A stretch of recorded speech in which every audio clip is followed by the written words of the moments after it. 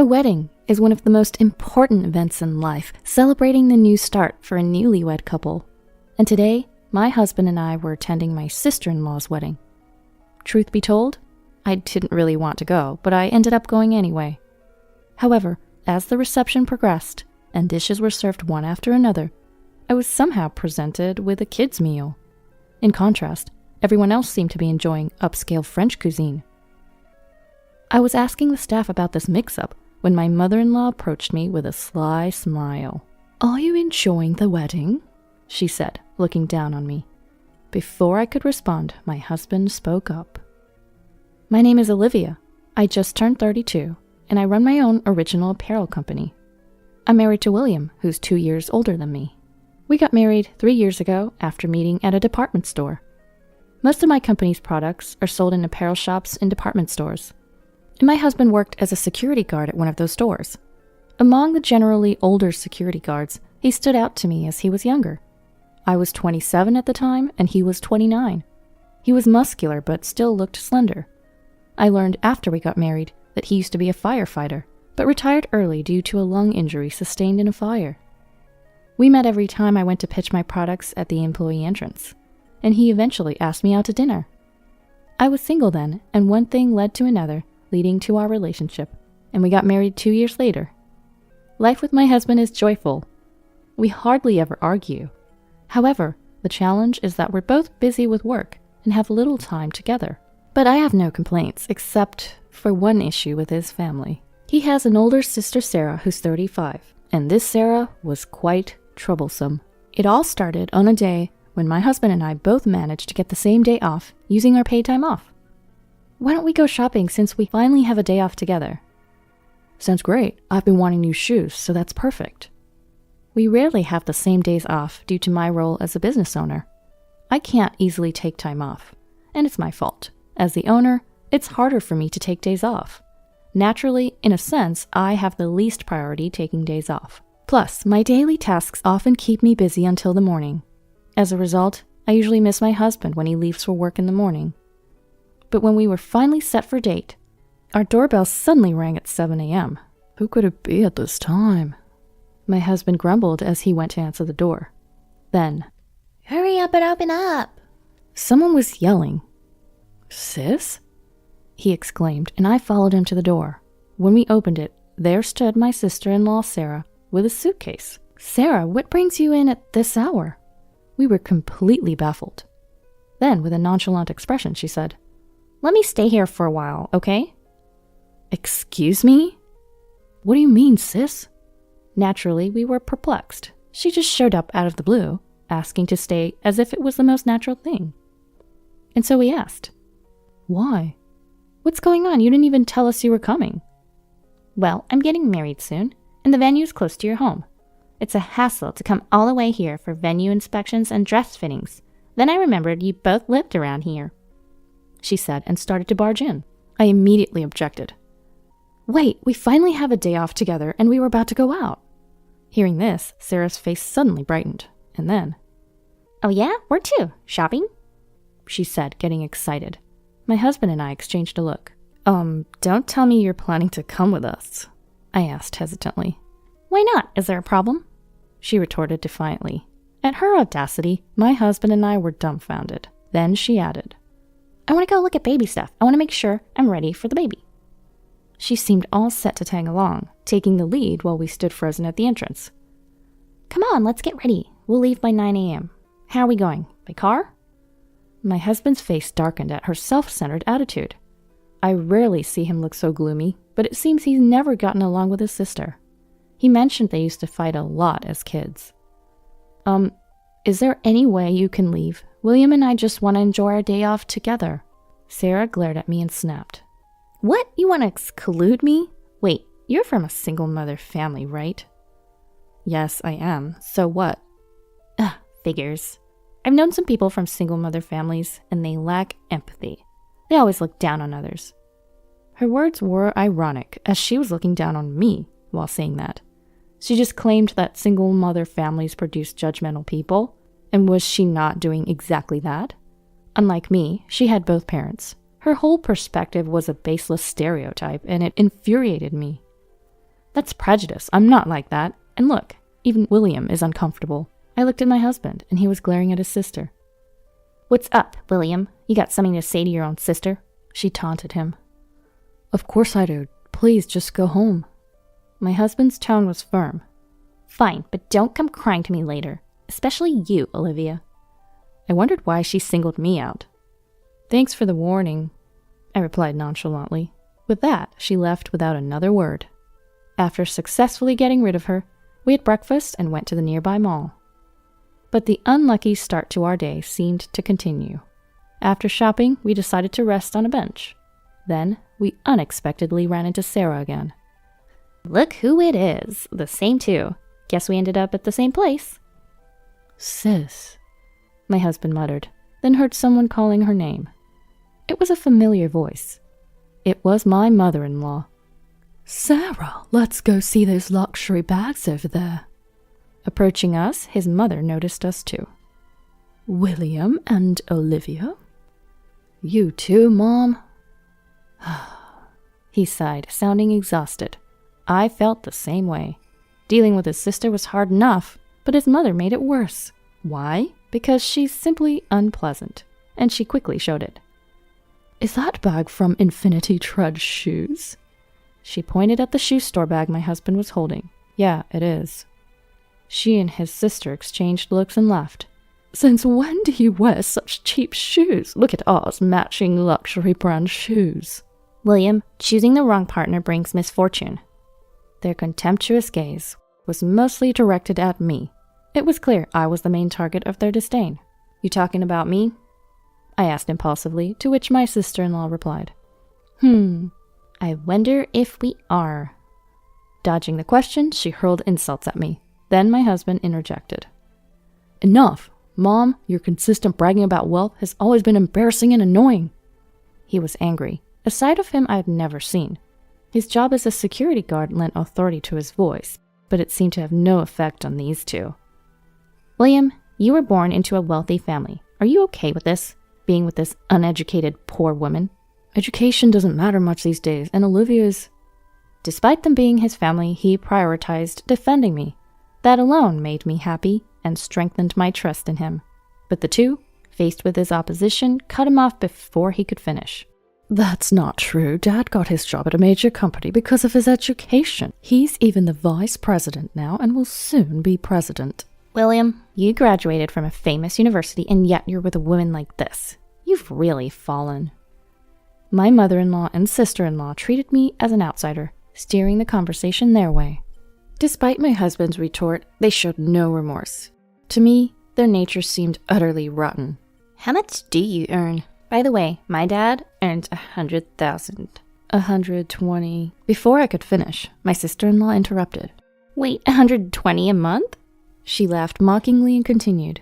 Sorry, I should have been more considerate. That must be tough, especially for a dropout. Hey, enough. My husband tried to interject, but my sister-in-law placed a hand on his shoulder. And then, well, good luck, Sarah said. My husband was visibly angry. I felt a surge of hatred inside me. But these two seemed oblivious to our feelings, continuing the conversation at their own pace. Oh, you both better attend the wedding. Mom's preparing a grand event. Yes, we're sparing no expense for our darling daughter's wedding. You are coming, right, Olivia? The pressure from my mother-in-law felt like I couldn't say no. My husband, being family, would obviously attend. I guess it's okay if he's there. Reluctantly, I agreed to go. If my husband weren't there, I would never attend such a wedding. The day of my sister-in-law's wedding arrived. I finished my piled-up work, and even got a new dress with my husband for the occasion.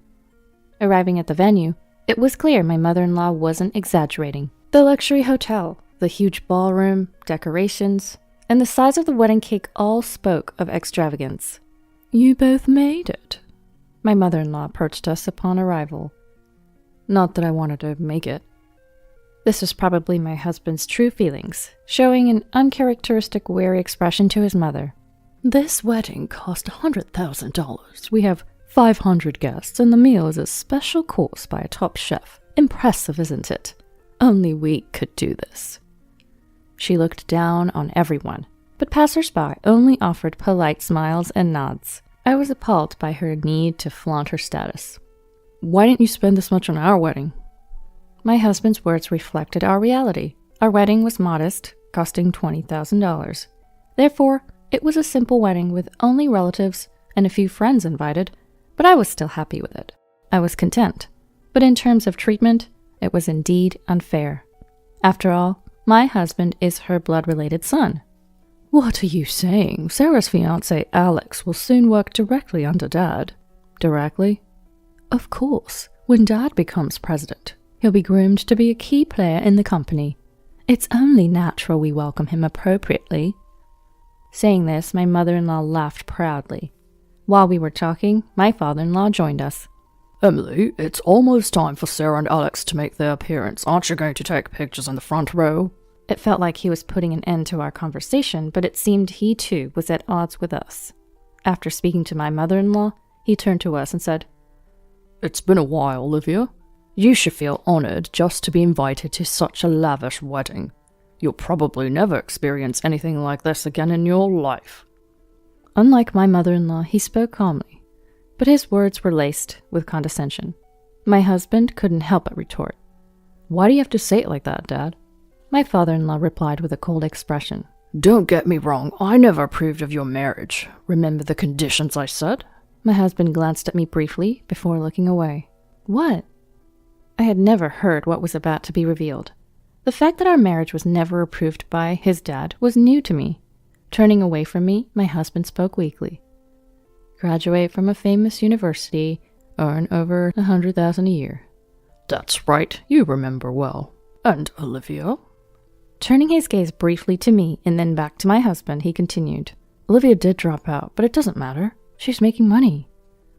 Before my husband could finish, my mother-in-law interrupted him, shouting, Daniel, look, Sarah has finished changing into her second dress, she shouted loudly towards us.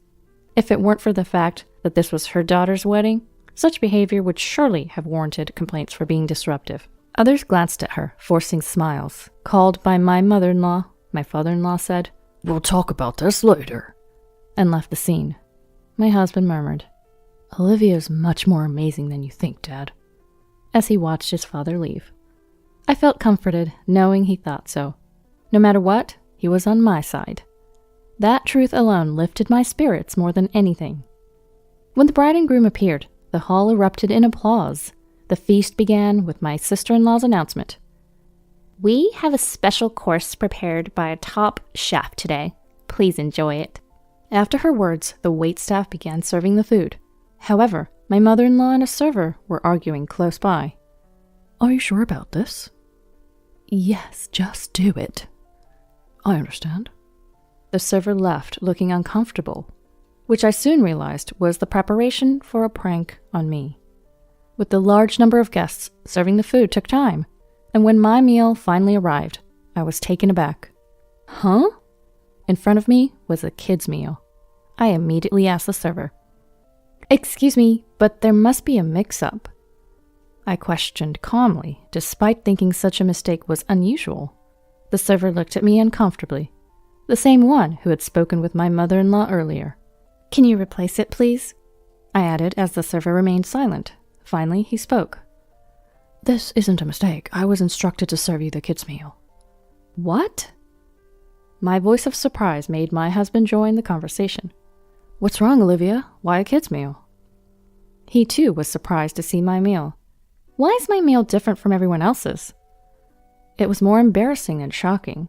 People around started to stare at me. Why do you have a kids' meal? I don't know either. Then my mother-in-law approached, laughing. How is your meal? Perfect for a dropout from a single-parent home, right? If you don't like it, you can leave. My mother-in-law was unilaterally spouting whatever she wanted to say. I was reaching my limit of patience. No matter how much I disliked my sister-in-law, I couldn't ruin someone else's wedding. I had been holding back because of that. But if the mother-in-law, who was orchestrating the wedding, was causing the disruption, there was no need for me to keep holding back. Just when I thought this, my husband spoke up first. Seriously, what are you doing? Aren't you embarrassed by this childish behavior? His tone was calm but filled with anger. His eyes weren't smiling. I had never seen such a cold expression from him, as if he was looking down on an inferior creature. What? Childish, what are you talking about? My mother-in-law feigned ignorance, but my husband didn't let her get away with it. This. Everything. Why serve a kid's menu to an adult? It's obvious Olivia wouldn't order such a thing. Then my mother-in-law retorted, her face turning red. Marrying a poor woman, and you dare to talk back to us. You've become a mere commoner since you married her, away from our late path. What a terrible way to speak.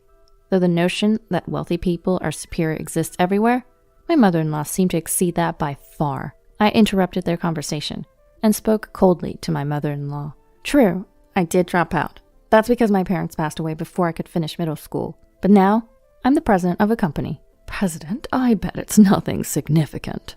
My mother-in-law's momentum was unrelenting. Seeing this, I sighed. I didn't want to do this because it's so childish. I muttered meaningfully, prompting a curious look from my mother-in-law. What exactly do you do? She spoke arrogantly, thinking she was in a superior position. It was disgusting to see such an attitude. Daniel's company is Solar Burst Innovations, right? Yes, that's right, and he'll be the next president. Is that so? By the way, the current president, Morgan, is a major client of my company. The socks distributed in his company every month are commissioned directly to my company by Morgan himself. What? My mother-in-law was momentarily lost for words. The socks I mentioned, developed by my company, were exceptional for their comfort even after long hours of wear. Originally, the technology was used for t-shirts, but was expanded to all clothing types. Everything Morgan wore was from our company. I was the one who suggested him to try our socks for his entire company. Then he told me that he would provide our socks to his employees. Since then, our relationship with him has been close, professionally. As mentioned, everything he wore was made by our company. That means even if you boast about your husband becoming the next president, if I report to Morgan about you, that might just remain a dream. As I said this, my mother-in-law's face turned pale, as if her fever had broken. You know him, the president of my husband's company? Did you know? Morgan didn't go to high school either. What? He's one of those uneducated people you despise. Shall I convey your words about the importance of education to him exactly as you said them to me? When I said that, my mother-in-law pleaded. Please, no, don't do that. Her demeanor completely weakened. People like her crumble easily when they realize their power is threatened. As my father-in-law rushed over, I repeated the same to him. Daniel, I'll advise Morgan not to make you the president. Please don't do that if that happens. Does your pride not allow it? My onslaught was relentless. I was surprisingly calm while confronting both of them. As I stood up to my in-laws, the surrounding crowd became noisy. Of course they did. Trouble had started just as the meal began, and only our table's progress had stopped. Sensing the commotion, my sister-in-law approached our table. What's all this fuss about? Unaware of the situation, I bluntly told her. Sarah, by the way, I make over $120K a year. My business is stable thanks to that. I didn't tell you the other day because you interrupted our conversation. Upon hearing this, my sister-in-law's face contorted. She stood frozen, gripping the hem of her dress. After I fought back, the entire in-law family looked as if their souls had been sucked out in an instant. So everything we've been doing to you is... Yes, just harassment towards me and self-destructive acts that undermine Daniel's position. As I declared this, my mother-in-law suddenly changed her attitude and knelt on the floor. She clasped her hands together. I'm sorry, please, I beg you, forgive me. Seeing her, I wondered if she had any pride left at all. Her readiness to get on the floor so easily seemed almost refreshing, but it still wasn't a reason for me to forgive them. No, I won't. You've judged and insulted people based on their appearances. You should face the consequences. Please, we've almost used up our savings for this wedding. If I don't become president and get a higher salary, we'll struggle financially.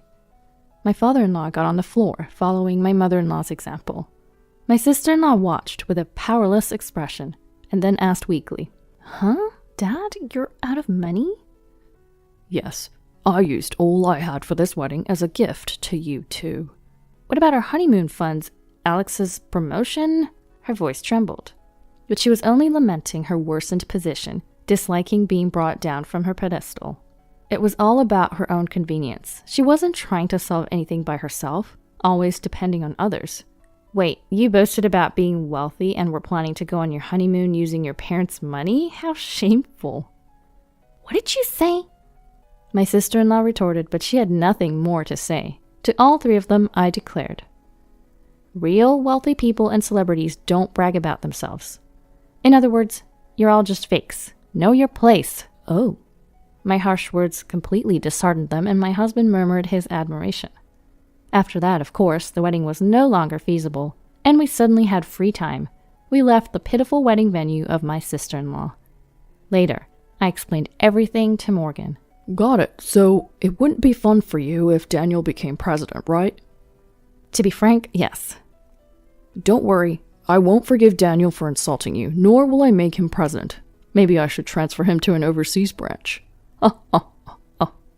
Morgan laughed as he said this. A week later, my father-in-law rushed to us. Please convince Morgan to cancel the overseas transfer. His face was filled with desperation. Apparently, Morgan was seriously working to transfer my father-in-law to another branch. When I heard it was Brazil, a half-day flight away, I almost burst into laughter. In the end, Morgan didn't cancel the request, and my father-in-law, unable to go to Brazil, seemed to have resigned from the company. Additionally, there was a big commotion involving my sister-in-law's fiancé due to recent events. First, the wedding turned into a complete mess. Then, the promised position at my father-in-law's company fell through when he resigned. My sister-in-law's fiancé originally worked in Italy. He moved to America for the wedding, only to be caught up in this absurd drama. In the end, my sister-in-law's marriage was called off, and she was in great shock, but she ended up in the hospital. My mother-in-law, affected by the downfall of my father-in-law and the mental breakdown of my sister-in-law, lost all her hair, and now looks like an old woman, as my husband said. The lives of these three people who freely insulted others lost their shine in an instant. Like a diamond that turns out to be just a lump of carbon. The wealthy life of my in-laws was nothing but a facade of pretense. Life can hinge on a single event influencing the future. This applies equally to both good and bad events. This was indeed such an occasion, I believe. As for me, I'm using my savings to prepare for building my dream home with my husband. While my in-laws' lives were becoming more difficult, my business was generating more and more profits. Moreover, perhaps due to things settling down, I had become pregnant. With financial stability and a growing family, we must seem like celebrities to my current in-laws. Still, I made a promise to myself to live happily with my husband and our future child, never becoming arrogant no matter what.